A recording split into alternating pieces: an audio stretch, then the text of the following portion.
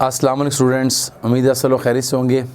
हम अपने नए टॉपिक के साथ हाजिर हैं। जैसा कि आपको मालूम है, चैप्टर नंबर 9 चल रहा है और आज का जो हमारा टॉपिक है स्प्रेडशीट सॉफ्टवेयर के अंदर वर्किंग विद फार्मूलाज कि फार्मूला के साथ कैसे काम किया जाता है, फार्मूला क्या अहमियत है, किस तरह से फार्मूला हमारी एक्सेल शीट के अंदर काम करते हैं। The distinguished feature of a spreadsheet program is that allow you to create mathematical formula कि ये हमें अलाउ करता है कि हम फार्मूले बनाएं। इसी के अंदर ये फार्मूले बनाते हैं बैठ के, सम के, मल्टीप्लाई के, डिवाइड के, डेट निकालने के, इफ कंडीशनें लगानी, बहुत सारे कंपैरिजन, बहुत सारे फार्मूले हम यहाँ खुद बनाते हैं। इसके अंदर ये इसका बहुत बड़ा बेनिफिट है। It is not much more than a large table for a displaying. है तो ये टेबल एक तरह का टेबल नजर आ रहा है कि एक सिंपल एक टेबल है जिसमें वैल्यूज पड़ी हुई हैं, लेकिन ये टेबल हमारे कितने बड़े बड़े मसले हल करता है। ये मैं छोटी सी टेबल बनाया है, यहाँ 1000 वैल्यू वाला टेबल होगा, 2000, 5000, 10000 तमाम वैल्यूज को आप एक टाइम में मल्टीप्लाई कर सकते हैं, एक टाइम में ऐड कर सकते हैं। सब वैल्यूज पुट की हुई हो, जस्ट फार्मूला लगाएं और रिजल्ट हासिल कर लें। Formulas are entered in the worksheet cells and must begin with an equal sign। हाँ, ये तो आपको पहले भी बता जा चुका है कि फार्मूला हमेशा इक्वल साइन से स्टार्ट होता है जी। The formula is written in the formula bar. अब ये फार्मूला बार, ये वाला जो मैंने आपको दिखाई, ये फार्मूला बार, ये क्या है? फार्मूला बार। हमेशा फार्मूला बार में लिखा जाता है। इससे वैल्यू यहाँ भी हम लिख सकते हैं, लेकिन आप जब यहाँ लिखेंगे तो हम मिटाएंगे तो वैल्यू चेंज हो जाएगी। इससे बेहतर है कि फार्मूला बार में इसको हमेशा लिखा जाए। ठीक है जी, फार्मूला बार में इसको लिखा जाता है।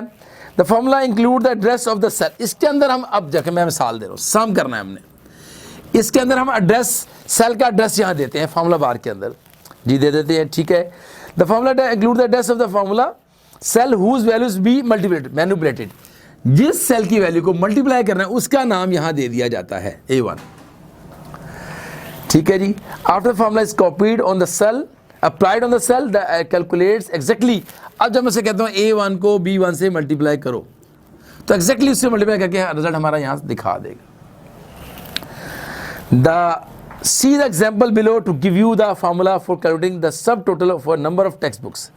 The formula multiplies the quantity and price of each textbook and add the subtotal of each book। ये एग्जाम्पल नेक्स्ट पेज पे दी हुई है, इसकी मिसाल ये पीछे बता रहा है। नेक्स्ट पेज पे आ रहे हैं, पेज नंबर 138 के ऊपर ये एग्जाम्पल दी हुई है। पेज 138 की एग्जाम्पल दी हुई है।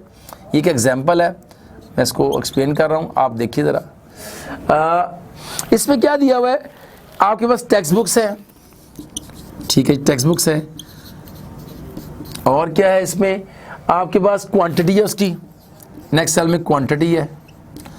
ये मैं आपको एक एग्जांपल के तौर पे एक्सप्लेन कर रहा हूँ ताकि वो समझ आए कि ये काम कैसे हो रहा है।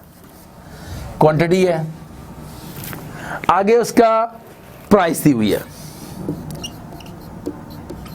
ये पेज 138 के ऊपर है, इस पर काम कर रहे हैं, और इनके नाम हैं book 1, book 2, book 3, book 4, different books के नाम से। उसमें बायोलॉजी, केमिस्ट्री, कैलकुलस, इंग्लिश सारे नाम दिए हुए हैं। अगले क्वांटिटी वाले कॉलम के अंदर आपको यूनिट्स दिए हुए, कितनी कितनी किताबें हैं इसकी, 4 हैं। अब इसको लाइंस बना रहा हूँ, इसको प्रॉपर सेल में शिफ्ट कर रहा हूँ मैं इसको जी। ये 4 है इनकी क्वांटिटी, ये 4 हैं। फिर इसमें 2, 7 और 12 ये बुक्स हैं।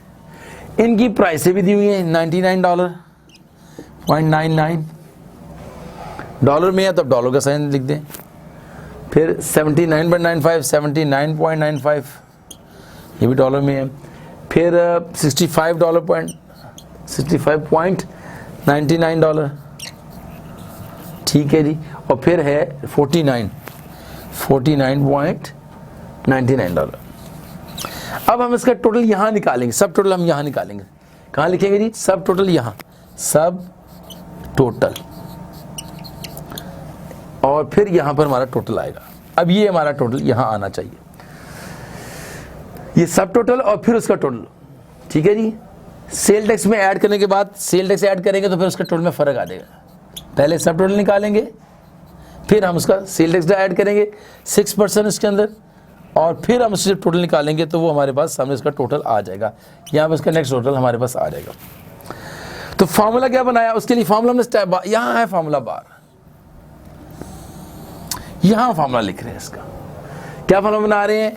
इक्वल साइन, कौन कौन सी वैल्यू, B2 को C2 से B2 को फिर पहले C2 से मल्टीप्लाई करना है, फिर उसको ऐड करना है, फिर उसको B3 को, ये आपस में ऐड है, B3 को मल्टीप्लाई करना है C3 के साथ और इनको आपस में ऐड करना है, फिर ऐड करना है इस तरह B3 B4 फिर B4 मल्टीप्लाई बाय C4 और फिर ऐड, और लास्ट कॉलम में आपके पास B5 है, add B5 multiply by C5। ये है जिसका फॉर्मूला जहाँ टोटल आएगा, जो टोटल आएगा वो होगा 1621621.67 और ये डॉलर में आएगा। फिर हम इसमें से ऐड करेंगे तो टोटल नीचे चले।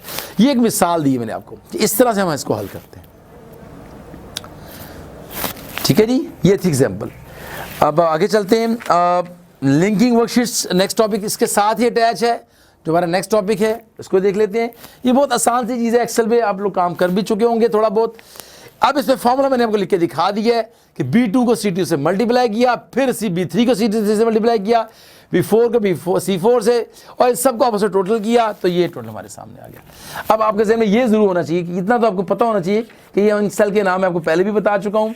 इनके नाम जो हैं आप देख लीजिए, इनके नाम आपके सामने हैं। ये A है, ये A है, ये B है और ये अब इनको इससे मल्टीप्लाई कर रहे हैं। ऐसे क्या हो रहा है देख लीजिए, B2 मल्टीप्लाई बाय C2, फिर उसको इसको ऐड कर ली, जो आंसर आया यहाँ आ जाएगा, ऑटोमेटिकली ऐड करें। फिर B2 B3 C3 के साथ मल्टीप्लाई, जो इसका आंसर आए और इसका आंसर है अब ऐड हो जाएंगे आपस में।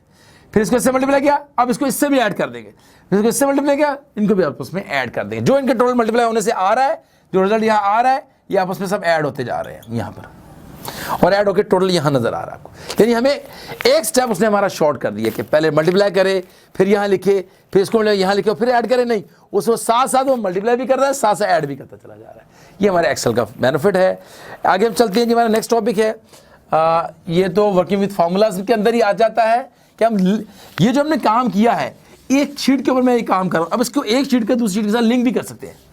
एक स्टेप इसका 5.1 के अंदर क्या है कि हम एक शीट के अंदर काम करते हुए दूसरी शीट के अंदर क्या ऐड कर सकते हैं? बिल्कुल कर सकते हैं। हम ये शीट नंबर 1 पे काम कर रहे हैं, ये शीट 1 है और ये शीट 2 है। इसको मैं शीट थोड़ा छोटा लिख दूँ, शीट 1 और ये शीट 2। ठीक है जी। अब शीट 1 पे ये काम हो रहा है, इस तरह एक और शीट है जिसका नाम शीट 2 है, जो यहाँ पर है, इसकी कुछ वैल्यूज हैं, उसको मैंने यहाँ इनके साथ ऐड करना है। ये असल का हमारा काम है जो मैं आपको दिखाना चाह रहा हूँ। शीट 2, ये है शीट 1 जी। अब इसको देखते हैं जी। When while applying a formula in a worksheet, you may want to use the value from the cell in another sheet। यहाँ का एक सेल और यहाँ का एक सेल, इसको आपस में ऐड करना है। कभी हम कर सकते हैं, एक सेल है A1 यहाँ पर और ये एक सेल है A2A, ये है A2 जो कि शीट 2 के अंदर है, इसको आपस में ऐड करना है हमने। इसलिए हम क्या करेंगे, फॉर्मूला क्या लगाएंगे कि A1 प्लस शीट 2 के साथ पास चले जाओ और शीट 2 के A2 के सेल को ले लो और उसको आपस में ऐड कर दो। इसको यहां पर एक साइन है जो कि कीबोर्ड में होता है, ये साइन लगाने के बाद A1 की शीट 2 के A1 शीट, अच्छा ये बात यहां से शीट 1 का नाम नहीं लिखा रहेगा, ये एब्सोल्यूट बात है कि अब यहां काम कर रहे हैं तो ये आपकी करंट शीट है, ये आपकी करंट शीट है, तो ये इसको लिखने की जरूरत नहीं है। ये करंट शीट को शीट 2 में जाकर उसके A2 सेल को आपस में ऐड कर दीजिए तो आपके पास रिजल्ट आ जाएगा। ये है जी एक शीट को दूसरी शीट से लिंक करना।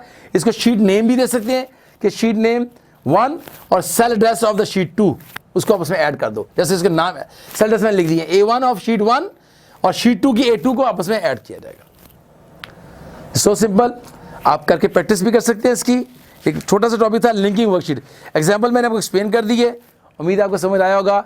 हमारे साथ रहने का बहुत शुक्रिया। इसकी प्रैक्टिस कीजिए, ये इंटरेस्टिंग चीज़ है, एक लैब के अंदर प्रैक्टिस से इसको आपको समझ आएगा। एग्जैक्टली मैंने आपको इसको एक्सप्लेन करने की कोशिश की है और उम्मीद आपको समझ आएगा। अब इसको अगर आप फ़ौरन रिवाइज कर लेंगे, प्रैक्टिस कर लेंगे तो फिर इंशाल्लाह आपको भूलेगा भी। आप सबका हमारे साथ रहने का बहुत शुक्रिया। और हाँ, एक और बात, ये प्रैक्टिकल एग्जाम के लिए बहुत इंपॉर्टेंट है, प्रैक्टिकल एग्जाम में इसमें से क्वेश्चन आएगा आपको। थैंक यू जी, अल्लाह हाफिज़।